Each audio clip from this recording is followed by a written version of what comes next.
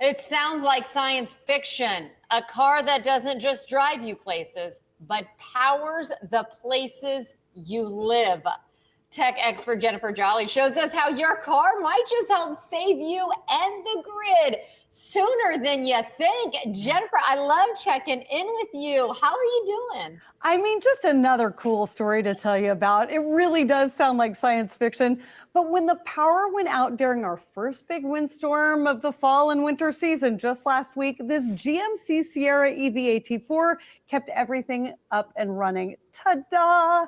All the lights, all the Wi-Fi, the fridge, even medical devices, all kept up and running from the battery in this vehicle. Since 1 in every 4 houses now lose power every year and outages are expected to be some 3 times worse by 2030, GM and several other automakers are doubling down on this massive shift toward this kind of vehicle to grid push. Wow, we're taking a look right now, kind of give us an idea. I mean, how is this possible? How does it all work?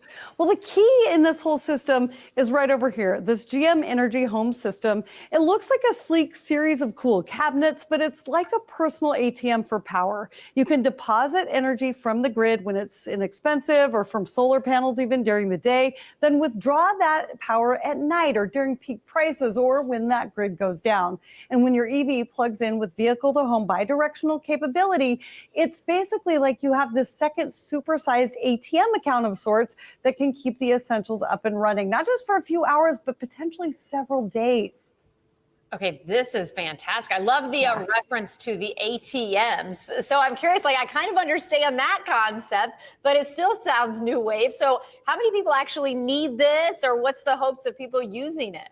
You know, it's one of those things, now that you've heard of it, you're going to start hearing about it so much more often. I've seen several news articles just in the past few days because a lot more people need it than you might think. It has a massive ripple effect for a struggling and aging grid right now. So much so that your local utility company might actually pay you to use your EV in smarter ways and give you all kinds of extra perks. So you want to check in with your local power company about that. You might be surprised at all the incentives they're rolling out. I know that in Connecticut alone, the upfront rebates are like $16,000 plus up to $2,160 a year. That'll basically pay for your whole energy system. I also know that GM Energy is teaming up with utilities all across the country to make sure drivers get all of those extra perks and savings. Okay, that is great. I love perks, but those are like perks on steroids. Yeah. Just curious though, do you need that exact truck that we're seeing right there, or that we saw some of the footage, or does any EV work? I asked that same question because this is definitely a workhorse powerhouse truck, but most GM EVs already have bidirectional capabilities already. By this time next year, virtually their entire fleet will have it. So a lot of people are investing in these kinds of home energy systems as well. It's kind of like future proofing the biggest personal gadgets in your world and giving you more security, control, and peace of mind, whether it's during a natural disaster or a utility outage.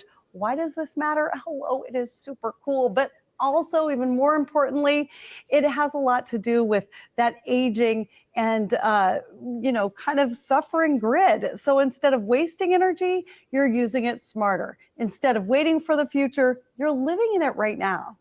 Jennifer, I love our conversations. You always educate me. This is another one of those. We're sharing the website, of course, gmenergy.gm.com, or then techish.com is yours. Thank you for this. What a fabulous thing to think about. I appreciate you. Thank you.